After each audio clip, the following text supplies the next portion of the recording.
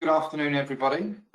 Thank you for joining us. I can see that we've got 102, 103 attendees so far. It's growing quickly. I think everybody's realised it's 12 o'clock and has started to log on. We are anticipating, we've got over 200 registered today. So we are going to maybe give a minute or so for everybody to log on, and then we'll get going, because we've only got an hour. I'm pretty sure we will fill it. I certainly like to talk a lot. I know my colleagues have got lots of interesting things to say, so we'll make sure that we manage the time and everyone gets an opportunity to present, and ample time for questions and answers afterwards. I'm watching the attendee list grow. You're all muted, by the way. The way this will work today is, if you have any questions, please put them in the chat function on the GoToMeeting, and I'll monitor them and ask any relevant questions. We'll hopefully get them in, group them together so that we can cover them all, and any that we don't cover today we'll take away and answer separately.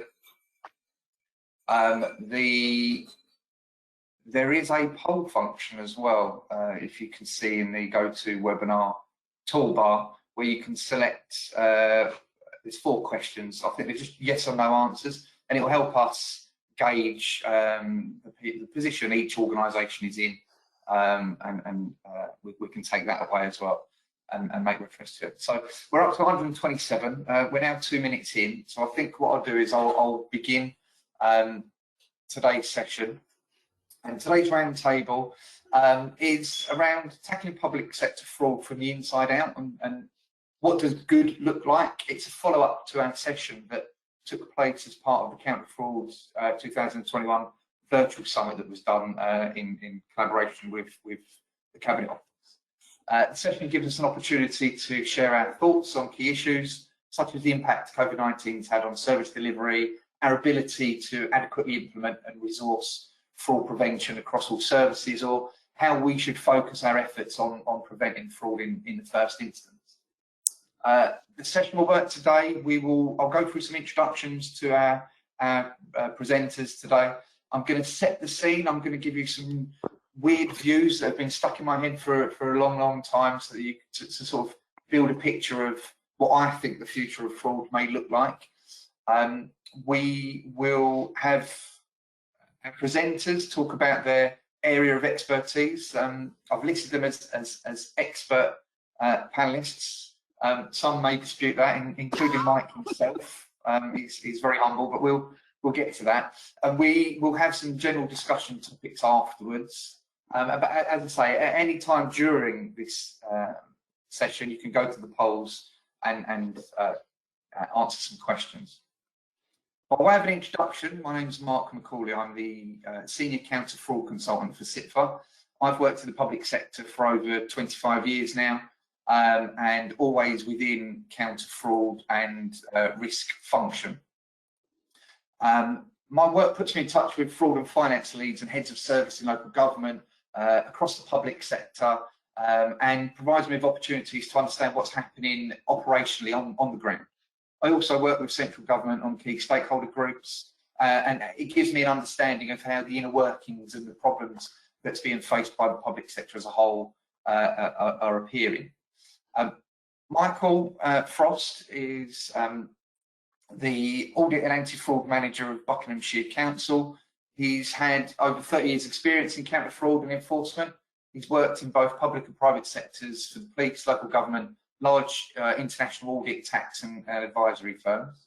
He's, as I say, currently the Audit and Anti-Fraud Manager at Buckinghamshire Council, and works on the transition from former Buckinghamshire County Council into a unitary authority of several organisations.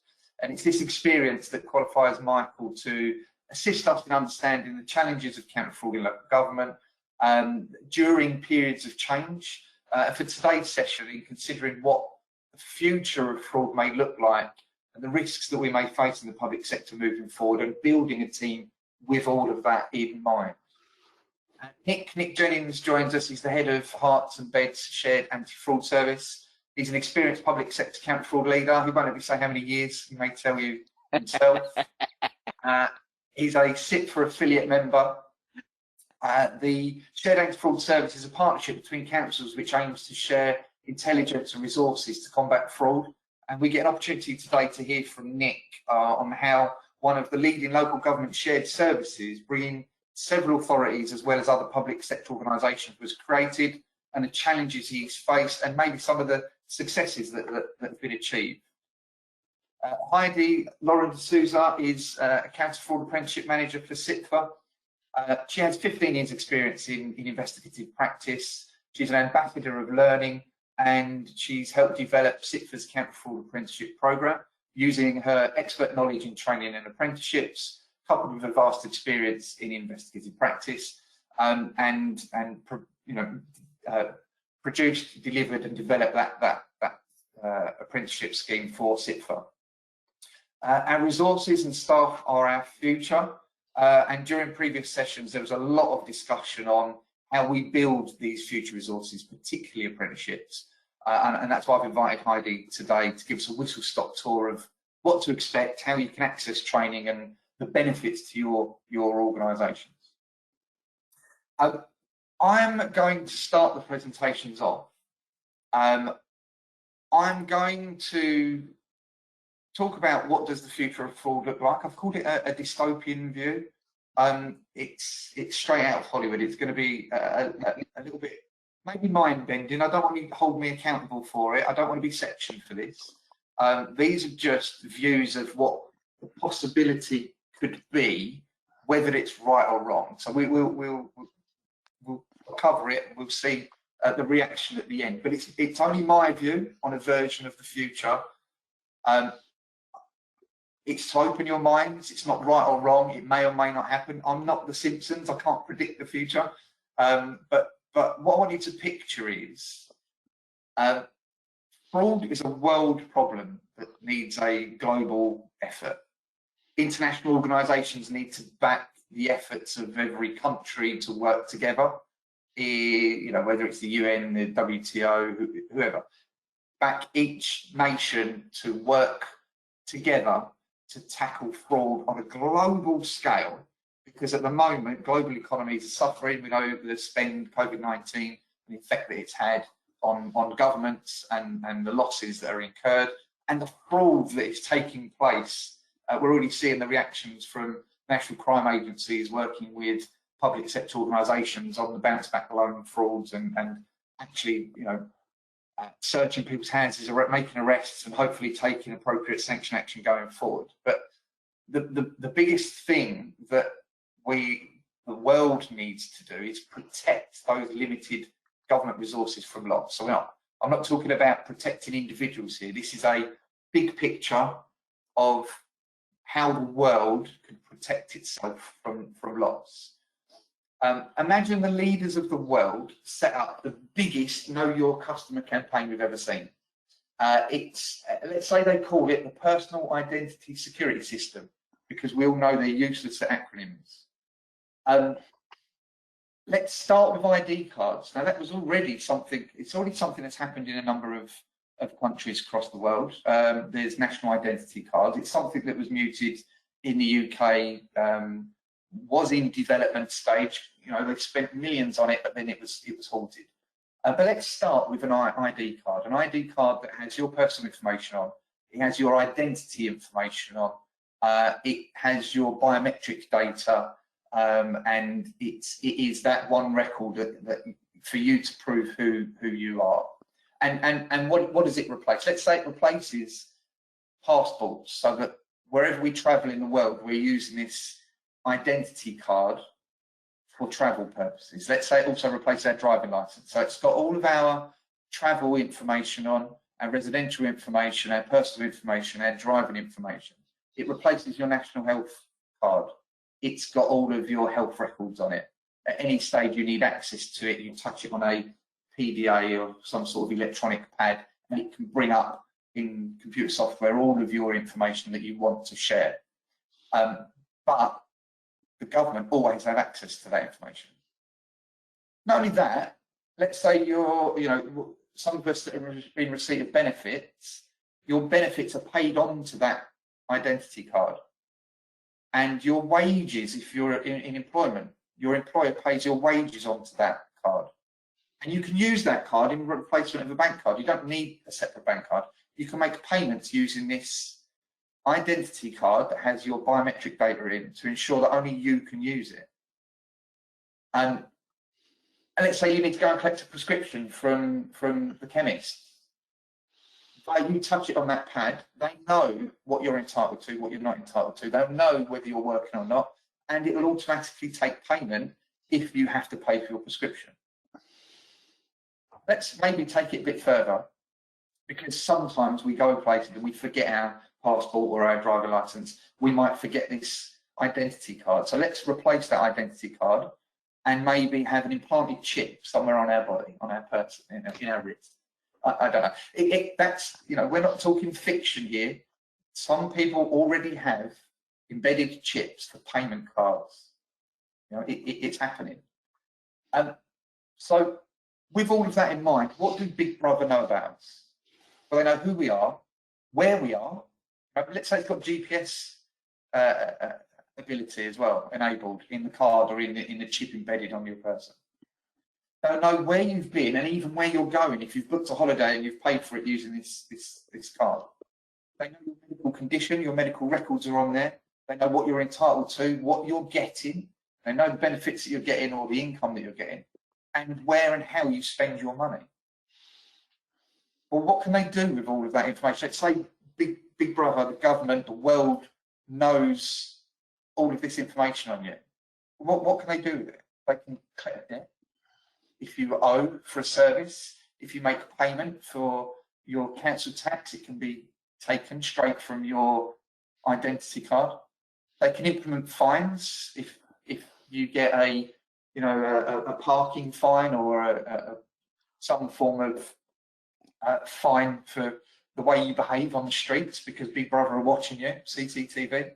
It will help them apprehend offenders. They'll know where these people are at all times. It will help them apply sanctions and penalties for bad behaviour. They can restrict your spending if they find that you're on benefits and you're spending, you're gambling or you're buying alcohol a lot, or they restrict that and prevent your cards from being used in certain locations. In the same way that sometimes they give vouchers to those more vulnerable people to prevent them from misusing their benefit money. But in all, the way it will be sold to us, it will help prevent fraud. Now, this is painting a really hopefully weird picture of what could happen and what this Big Brother, situation could look like. But let's take it back a step. What's already happening? We already have mobile phones that have got GPS in. Some of us have Fitbits that track our location, and we can see on a map where we've been, how far we've run. They even knows how many steps we took. We use online banking. We tap and go. We've got an ability now to not even put a PIN number in, and that's going up to £100. Now, how many times can you tap before it triggers you to put your card in and put a PIN in? So that's already happening. We've got loyalty cards with big supermarkets that track our spendings and our habits. And it's very closely linked with things like Facebook so that they can push dedicated adverts, targeted ads to us based on our spending habits. A lot of us already believe that our devices are listening to us. So if we mention, new hair growth products because you're follically challenged, all of a sudden you're on Facebook and you're getting adverts for hair products. The government already collects data, both centrally and locally. Whether we apply for services, we're resident, we log our information. They already have that. And some organisations already have know your customer systems already in place. They know you as a service user, what services you are getting from that organisation. Some have implemented single view of debt so they can adequately collect in a more managed approach, a more economical approach. And we know that the public sector already shares data through the National Fraud Initiative, formerly the Audit Commission, now the Cabinet Office. The newest thing that's coming out and is very well received, and I've spoken a lot about and heard a lot about, is the implementation of online banking as part of our ID verification for application for services. So you give your email, you give your bank details when applying for a service. The organisation emails you with a link for you to go into your mobile app, authenticate your identity, that generates a code, and that sends that back to the organisation to say you've verified yourself and you are who you say you are before they will give you a service. And we know that there's already a consultation in place on new powers. The Cabinet Office is consulting on NFI powers. At the moment, local government, central government and other public sector data is shared for the prevention and detection of crime, being fraud, and the outputs are restricted to those in the organisation that deal with fraud for the specific areas of interest. But the powers that are being consulted on at the moment under the Local Audit and Accountability Act of 2014 look at extending those powers. They look at assisting in the prevention and detection of crime other than fraud. They look at assisting in the apprehension and prosecution of offenders. That data and the output can be used to track people and to assist in the prevention and detection of errors and inaccuracies. So whereby the local authority may have made a mistake or your organisation has made a mistake and made a payment in error, that data that's been collected for the prevention and detection of crime can now be used to identify those errors and inaccuracies and correct them, and to assist in the recovery of debt that you owe to public bodies. So using all of that information to be able to track you where you are and get that money back from you. So my question is, are we really that far off of this dystopian picture that I've painted? What liberties are we willing to give up to prevent fraud? And are we already on that journey? You know, we could be talking about 2050. That sounds a long way away. It's, you know, nearly 30 years away, but it's still in our lifetime. So it is a possibility.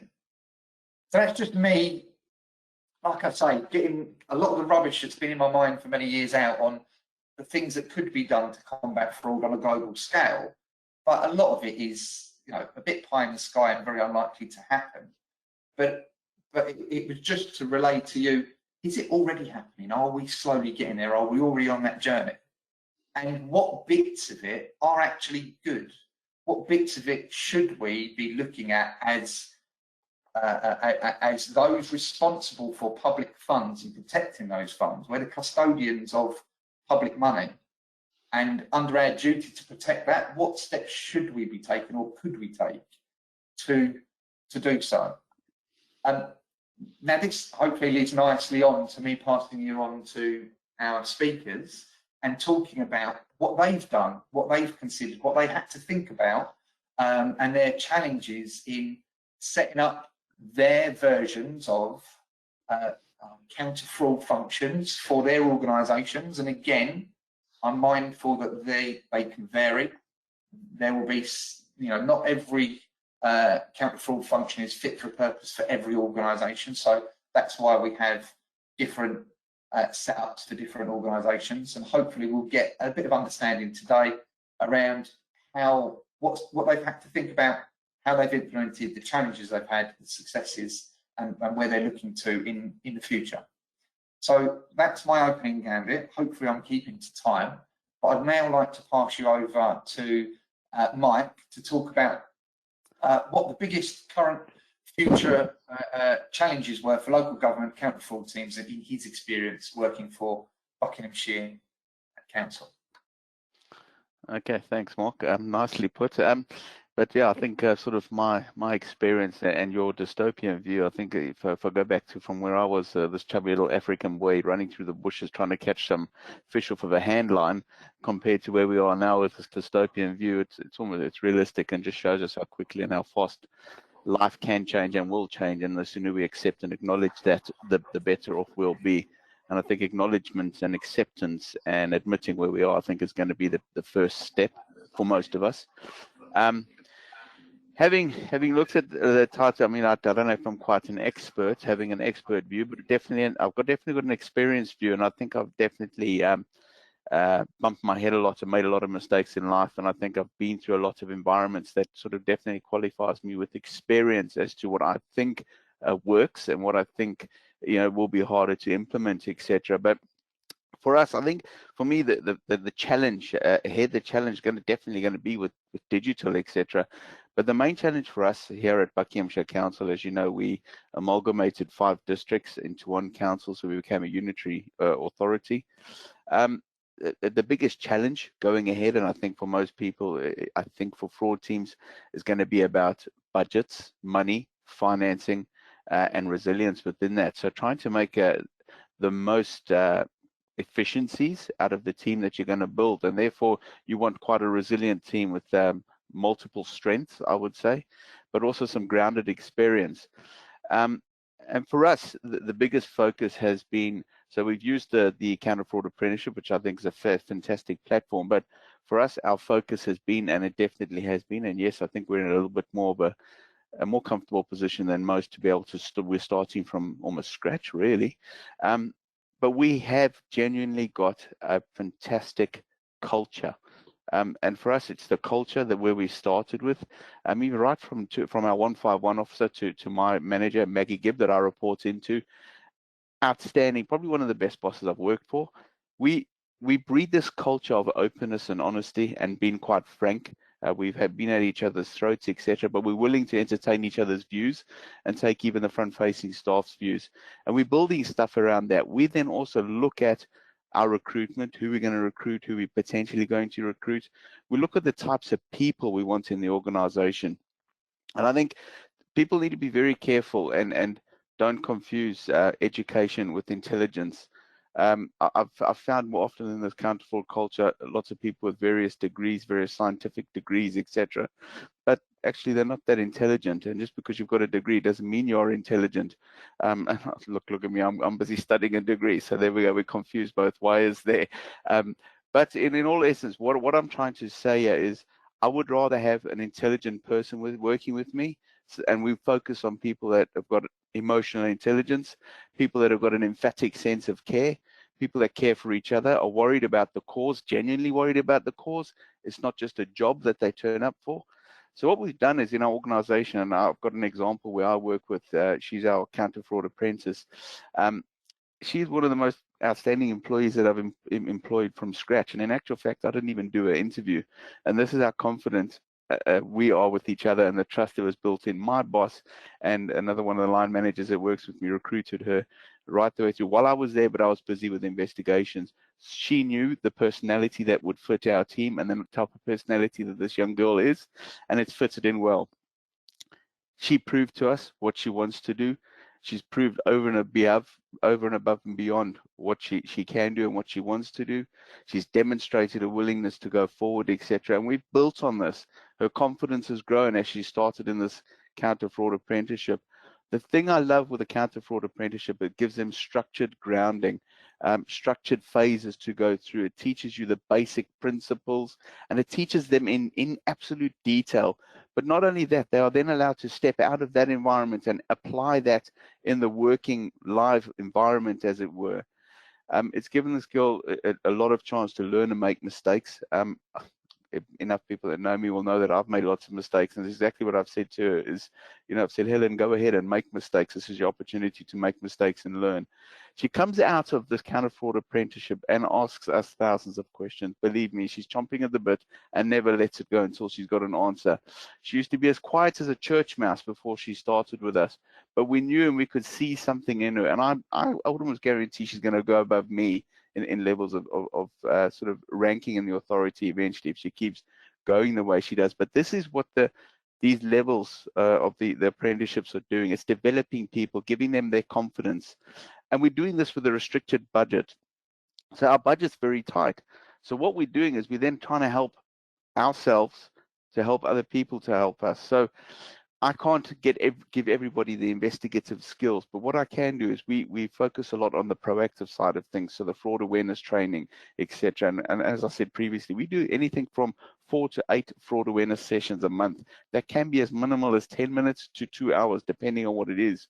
And we'll work with a particular team. So if it's our payments team or our grants team or what have you, we'll spend a lot of time with them looking at forms, looking at the tricks and what the fraudsters will get up to. We share the NAFN alerts. We share the alerts from CIPFA. We discuss them in an open forum. So much so, we even work with our procurement team as what have you.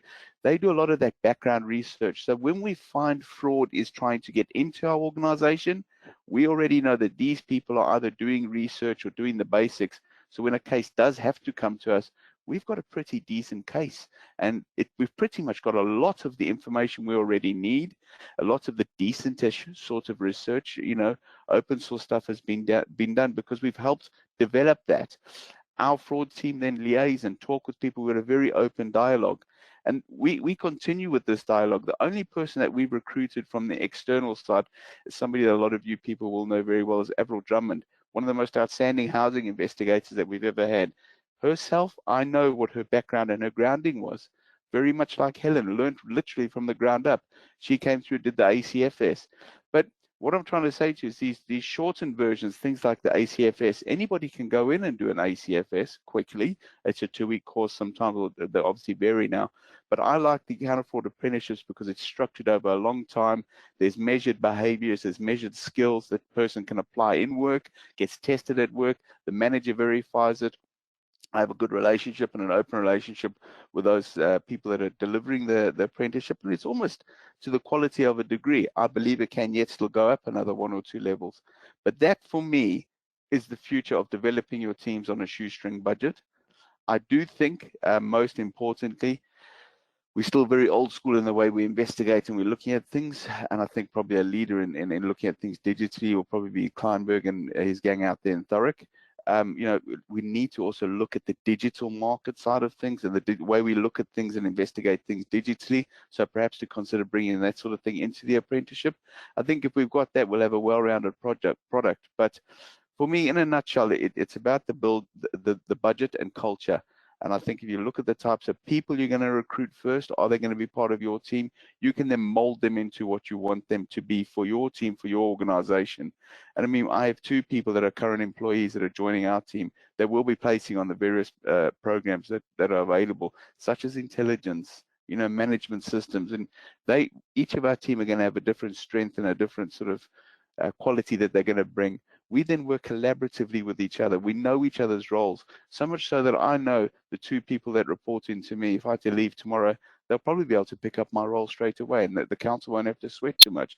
And we try and share our roles and share our responsibilities so that when people are off sick, even with the insurance or with audit or etc., they can carry that can for another 2 weeks. So our team's quite resilient. We don't tend to suffer if people book off sick or are away for a while. But also, the most important part of us is our sort of openness and mindfulness with each other. We're very big mental health ethos. We check on each other openly. We check when people are suffering. We've got a bit of a system and a code when we talk to each other. We know when somebody needs a bit of time off and a bit of rest. And we work that way. We work collaboratively and well together. And if I haven't spoken too much, I hope that covers most of everything there, Marc. Mike's very much like me. We do like to talk. We could go on forever, and you can imagine what it's like when we get together in a room and start talking fraud, and it's a bit crazy. So for me, I got from that, there's a big emphasis placed on culture, the culture of the organisation, the educating and empowerment of the staff. Yeah, absolutely. And across the organisation, and upskilling the resources that you've already got. And again, you can see why I've invited Heidi to this session, because a lot of it naturally comes, the conversation naturally ends up resulting in talking about training and apprenticeships and stuff. So I can imagine a lot of the attendees today have probably thought about it, and hopefully Heidi will be able to cover that in more detail as we go forward. But Mike, something you said about the culture is that you're doing a lot of work on ensuring prevention is key across the organisation, and developing staff along that route. Yeah. So we all know that success is measured on performance and what we take to audit and governance committees at the end of the year or our superiors. And it's always been the case that fraud detection and fraud detected can be measured, and therefore you can, tangible results can be proven for return on investment. But fraud prevention, have you had any pushback because you can't necessarily measure how much fraud you've prevented? Yeah, I wouldn't say pushback, Mark, but for me, prevention is the key. It's a no-brainer. That's going to be the most cost-effective way you're going to do it. I think me and you both know, and I think lots of us that are on here, I can't actually see who the guests are or the other people that are on here, but once fraud is in the organization, it's going to cost you hundreds and thousands, etc., to get them out. I don't care what anybody says, how many cases they've convicted or how many, whatever they've got, how many pocket orders they've got. What is the real figures that they're bringing back home? It doesn't quantify all the reactive investigations for me. Unfortunately, we're never going to be able to block people completely. They're always going to be in the organization. So we're fortunate enough to be proactive, and this is our mantra, right from our chief exec right down through to us. But you can find our chief exec tomorrow. She'll tell you we are proactive, and that's what what we beat every day. We talk about it proactively. We're in people's heads. We've got that conversation going. Prevention is better than cure. I mean, just look at the CIPFA statistics on Europe and fraud and what have you. Nearly 70% of their tip-offs, etc., have come through tip-off lines and fraud hotlines and etc. You know, so it shows that we definitely are starting to become a bit more aware to how it's more important to be proactive than reactive. We're always going to need reactive, I agree. But if we can prevent people from coming in, definitely we're on to a winner. So I've not really had any pushback from that, but for me the difficulty is how I interpret what I've saved or what I've prevented versus the value you can put to that.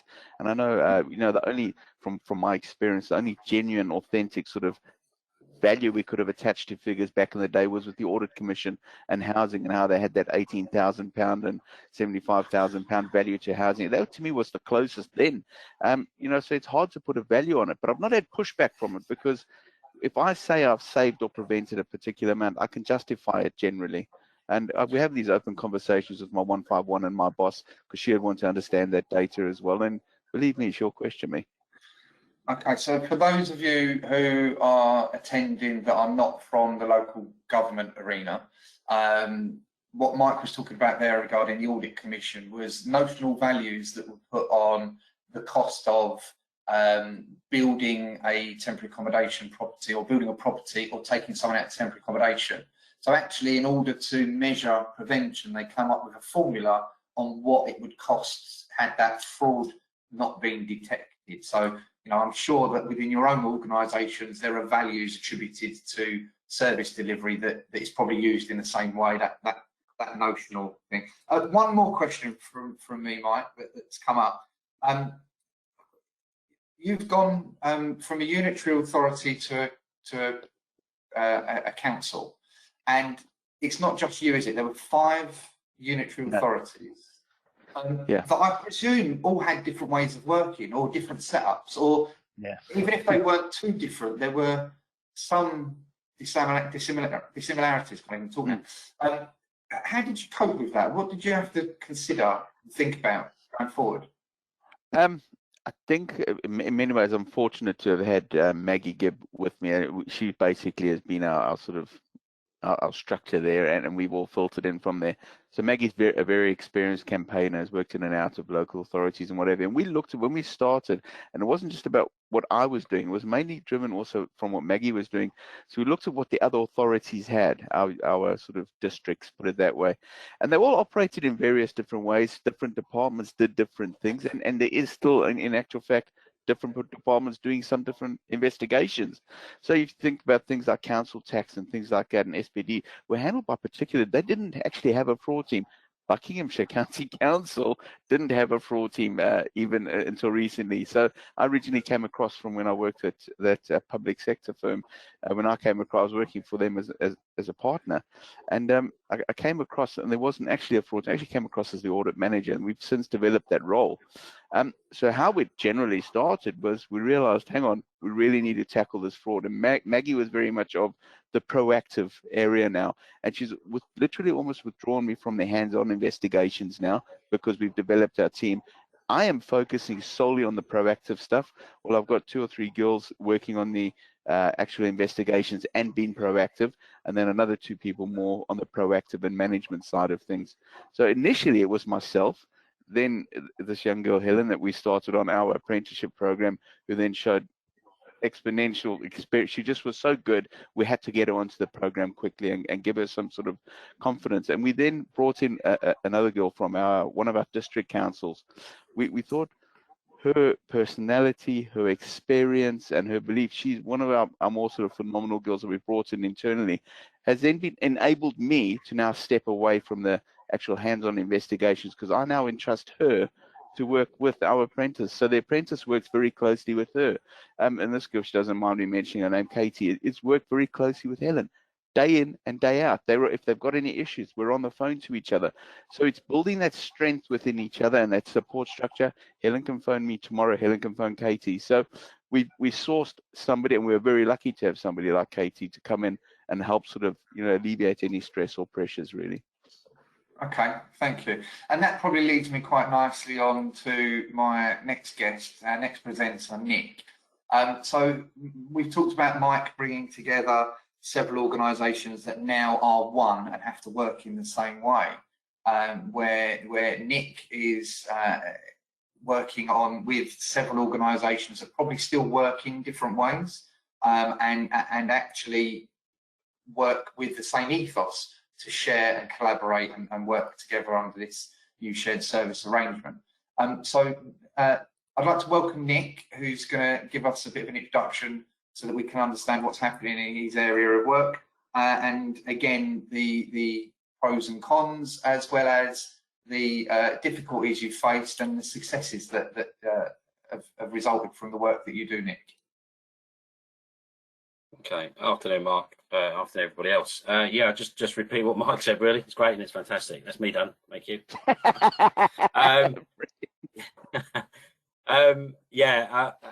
Right. Okay. Slightly different story for Hertfordshire. So taking as read about people, quality, things like that. I'm not going to go into so much detail about that because I think Mike's covered most of it. If you're going to make this work, if you're going to make a team work, you've got to have good team players. You've got to have a good team.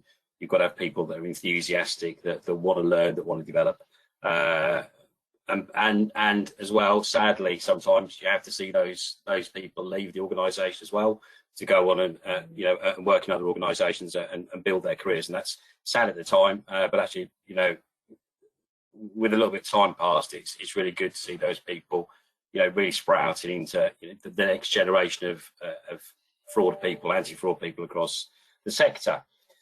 So just talking a little bit about Hertfordshire, and I talked a lot about this back in 2015, 2016 when we first launched the service. I was really lucky. Unlike Mike, I've not had to go through that difficult wrangling. Let's push a number of things together into one thing. There was a board set up in Hertfordshire in 2014 that was made up of 10 district councils and the county council in Hertfordshire to look at a shared anti-fraud service in response to the government's announcement about a single fraud investigation service. And there were genuine concerns, I think as much in the county, strangely, even though there was no fraud team in the county, as there were in the districts. And the county council took the lead. My service is hosted by the county council, we're all employed by the county council, but we provide a service across all those authorities that work with it. It's not all 10, unfortunately. I'd love to be working with all 10 districts across Hertfordshire. Perhaps I wouldn't, or not actually. It would be nice if we'd got all 10 to join. As it is, we've got 5 of the districts, the county, and we've been joined by Luton Borough Council in 2017, and we work for a number of housing providers, and we work for fire service as well, doing their fraud investigation work, which is quite interesting and a bit specialist. And the other 5 districts in the county, we still have a relationship with. Some of them retained a fraud team, some of them didn't. Some of them don't have any fraud capacity at all, and occasionally they'll ask us to do some one-off work or look at policies or look at a particular area that they want us to do, and we're happy to do that. We'll provide that service. For us, it's very much about a collaborative approach. When we were set up when I joined in 2015, everybody else putting in the hard graft for the first 12 months. I joined to sort of head the service up. I arrived on day 1 to an empty office, and on day 2 to interviewing for the 2 managers posts that were working for me, and that was followed on by interviewing and recruiting some investigators and some support staff. We originally were 9 staff. We're now 22 staff working for the service. We were a 2-year program, a 2-year project. So the intention was that with the counter-fraud funding that came from central government in 2014, 2015, that would pump prime our activity, allow us to build a service, and then after the 2-year pilot, we would be cost neutral. So the intention was at the end of year 2, we would be finding, and it's this interesting question around, is it a saving, is it prevention, is it new revenue? I'm not going to bore anybody with that conversation because it is particularly dry and boring. But the intention was that we would be cost neutral, so we wouldn't cost anything. And if we saved any more than that, then that was fine. Everyone's a winner. So 5 years on now, so we've got 22 staff. I think we cost just over £900,000 a year. And at the end of this year, we're reporting savings, new revenue, fraud detected that we can collect of just over £10 million. So we're sort of slightly more than cost neutral. We get very excited when we find a massive £1 million fraud because that makes us look really good.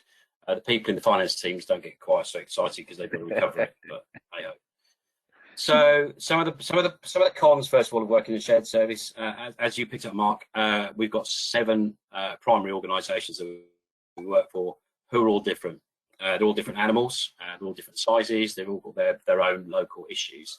So fraud has a varying level of visibility and impact in those organisations, and we have to manage that. At the end of the day, they're our clients, they're our customers, if you want to take that view. So we have to make sure we provide the service that works for each one of those individually. The prevention message is a really important one. We do lots of training across those authorities, fraud awareness training. We look at policies, we look at new risks that are emerging to see how they'll impact on service delivery for those organisations. So that's a big piece, but you've got to deal with 7 organisations to implement those changes. It's not one policy that we need to change each time, it's 7. And that's then getting a decision made by either a Section 151, a monitoring officer, going in front of various committees. So last night I was at audit committee, but they don't call it audit committee, they call it finance, audit and risk for some strange reason, North Herts Council.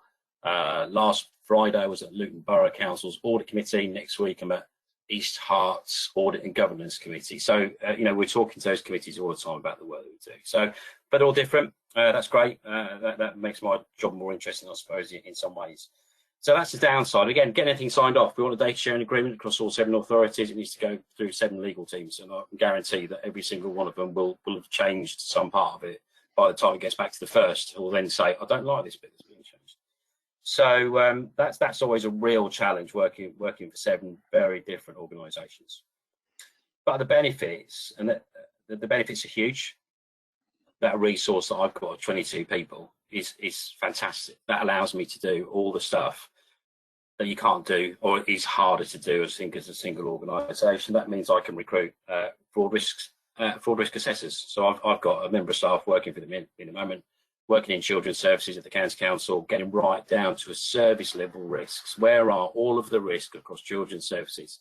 Hertfordshire County Council. That's a service with a budget of around £450 million a year, and we've got 480 schools across Hertfordshire. So that's a big piece of work.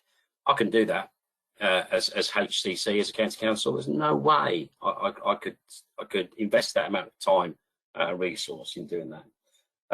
Financial investigators. I've got a financial investigator. I've got a financial intelligence officer. We work really closely with trading standards. We also share their financial investigator.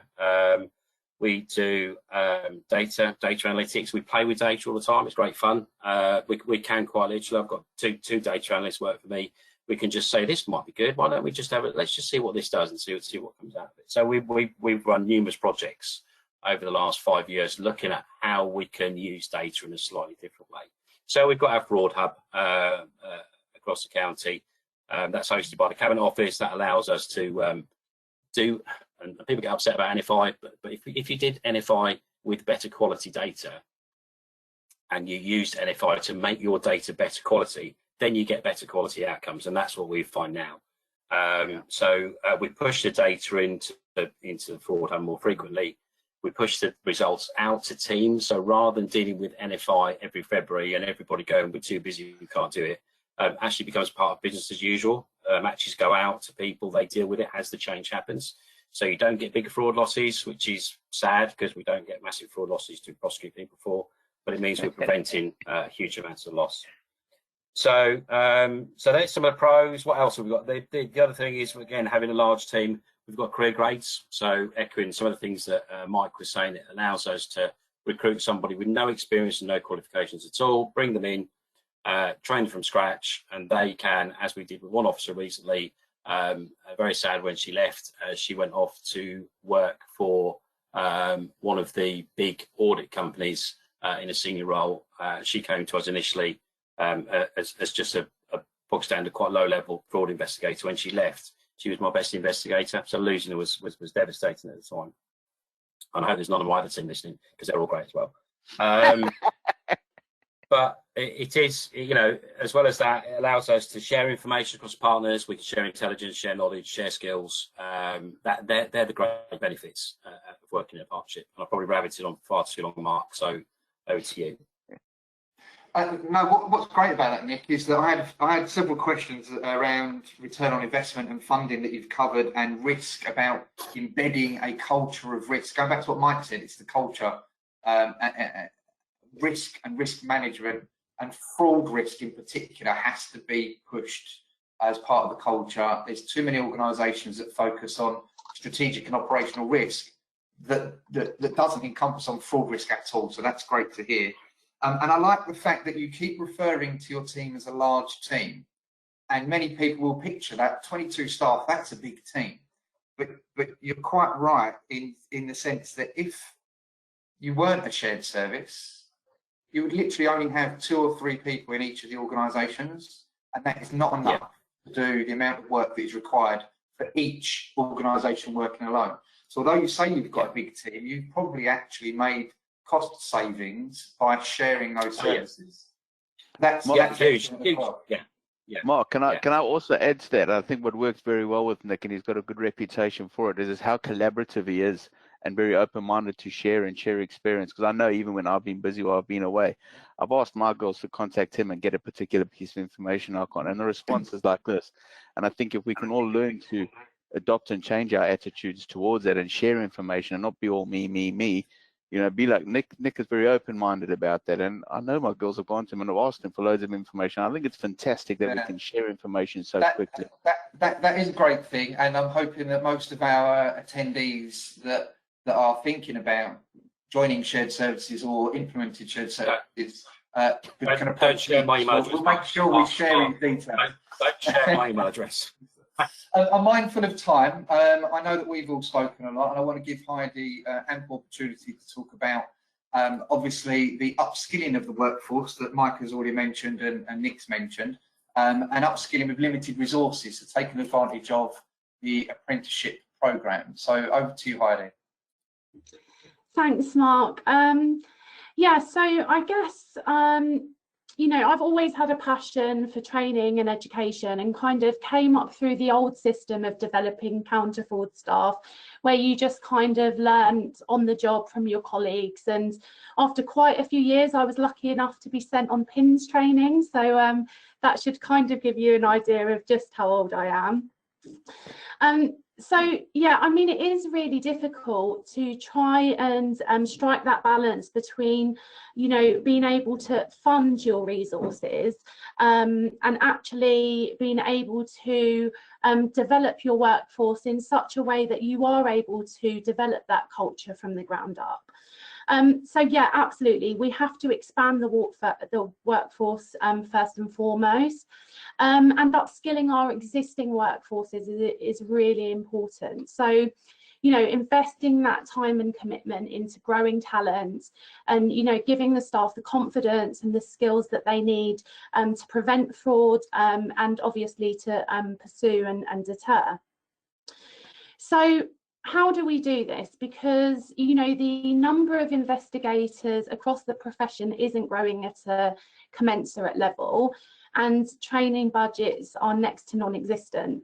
And it's also kind of quite difficult to get the budget sometimes to recruit new staff. And many of us sort of seasoned investigators, if you like, are perhaps getting nearer to the say, the later years in our profession. So succession planning is really vitally important.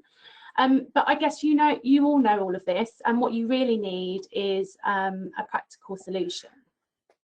So today you're all in luck. You didn't know this when you signed up for the webinar, that there'd be a counter-fraud fairy godmother here to make all of your resourcing dreams come true. So yes, there is a solution, and that is, of course, the new counter-fraud apprenticeship. So apprenticeships are a really cost-effective way of developing people, and that really doesn't matter if they're school leavers, graduates, or professionals looking for a change in career a change in career direction. You know, it's suitable for everybody. That old myth of apprenticeships are, you know, only available for school leavers, that really isn't the case. So there's significant funding from the government to cover the cost of the training. It's actually a maximum funding band of £15,000, and that covers the apprenticeship training in full. Also, Rishi Sunak just announced an extension and an upgrade to the incentive payments that are available to employers. So if you do take on an apprentice to strengthen your counter-fraud response, increase your resources, then you can actually claim an extra £3,000 for your authority per apprentice. So it really does make sense to take advantage of the apprenticeship levy and utilise those funds. For organisations who don't pay into the levy, they can still access the apprenticeship too, and they can actually access 95% of the funding, which is huge. So I guess one of the things that I'd just like to end on is just to reiterate the fact that apprenticeships are available for everybody. They don't have to be used for new employees. You don't necessarily have to go through a long, laborious recruitment process to access the apprenticeship. You know, you might have someone working in admin or intelligence, or another support role who you think might be suitable, and they would equally be eligible for the apprenticeship. So it really is a win-win. I'm conscious of time, and I know that Marc would like to take some questions, so that's my good deed done for the day. I'll wave my magic wand and pass you back over to Marc for the next segment. I have to point this out because it's the only comment in our chat box, but Nick points out, Heidi, that PINS was over 20 years ago, so you've probably been lying about how long that you've had counter-fraud experience. But as he won't tell us how long he has been, we won't comment any further. It's Marc, interesting. Could I just add to that? You know, with that apprenticeship that Heidi was talking about, it's really good because it's an investment in your staff, and it's a demonstration, I think, from the organisation to say, you know, thank you. We're investing in you. We trust you for the future. We want to develop you. And this is the brilliant thing about this apprenticeship, is it's showing trust, it's showing confidence, and it's showing, hang on, we want to invest in you because we believe in you. Come on now, you work with us. Let's work together and push on, really. And it's also part of the wider counter-fraud profession, Cabinet Office are pushing. That's great because finally we're being recognised as a profession, about time, yeah. and can become part of an association of, you know, professionals that can you know, for the better of the individuals and the organisations, which is great. And the other thing, Heidi, and again, this is why I invited you along. There was a lot of talk about apprenticeships going forward, and it actually fits in nicely with the limited resources we've got going forward as well, that you can actually take advantage of government levies and stuff, but also that the CIPFA apprenticeship carries with it the opportunity to become an ACFS as part of the journey. So you get that as part of the development. So thank you. And again, any questions that do arise, I will ensure they are forwarded to Heidi to answer. I've been informed that some questions have been asked in the questions section of the webinar, but I can't see any. So if anyone has got a question, can you please make sure it's in the chat function? I'm mindful we've only got 5 or 6 minutes left. Other areas of discussion that we were talking about, let me just go back to sharing my screen. just so you can see. I'm hoping you can see that again. The presentation slide shows that we were going to talk about how local government can prepare itself for change. I think we've pretty much covered that in the presentations, and the fact that it's about understanding what the difficulties you face are, and actually coming up with a solution that is fit for purpose for you, that might not be the same for everybody. You know, the arrangement in Buckinghamshire might not work for Hertfordshire, and likewise the arrangement in Hertfordshire might not work for Buckinghamshire, and that obviously extends across every organisation. Some will be able to work together, some they have to actually maybe take over other areas of work rather than sharing the responsibilities. The role that central government plays in enabling and assisting local government, I think the LGA, Local Government Association, has a role in ensuring local government's got a voice where we need new powers, where we need support, where we need to be able to relay difficulties back to central government, whether it's funding difficulties or the likes.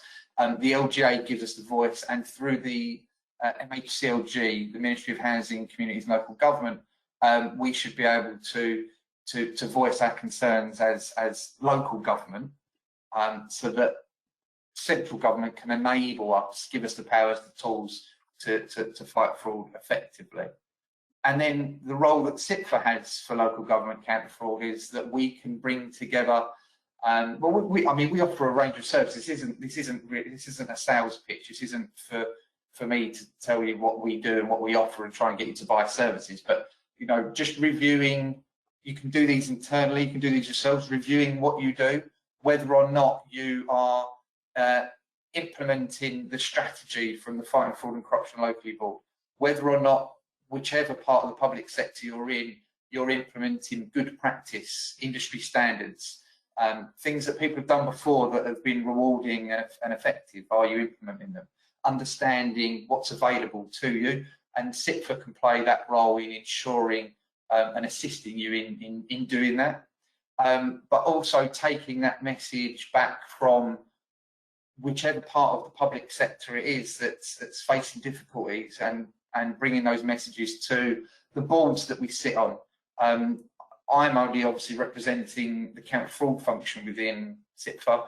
We've got a massive finance function and access to CEOs, the 151 officers, the heads of finance, and actually being able to raise the issues around funding and the needs of local government and public sector organisations is a key, you know, a key way in which we can enable your organisations to justify a spend in the prevention of fraud. And I think that's the key thing for me today. It's prevention. We've spent years and years and years on detecting fraud and fighting it and apprehending offenders and spending many more millions on taking them to court and applying sanctions. But are we actually preventing losses from occurring in the first instance, and how can we do that going forward? We literally have just over a minute, so we've kept on time. I can't see any questions yet to be asked. Yeah. If we are experiencing a technical difficulty and there are questions, I will ensure we follow up and make sure that we get responses to you. But unless anyone has anything to say before we end. Yeah. No, I was just going to say, Marc, also, I can't see any questions coming up either, so I don't know what it is. But if there's anything you need me to answer, please feel free, give me a shout. Excellent. And then lastly, if you want to contact me, my details are on the screen. My email address, my mobile number, and my landline if I ever get back into the office. But also we've got the CIPFA websites, and you can find the information that you need on those, or as I say, feel free to contact me. I'd like to thank our presenters today. Like I say, there's probably so much more we can do and many more sessions that we can run on other topics. I think this has been great, and I thank you for your input today, Michael, Nick, and Heidi. Thanks for asking, Marc. Okay, thank you very much, and thank you to everyone that attended today. All the best. Bye bye. Bye bye. Cheers. Take care. Bye.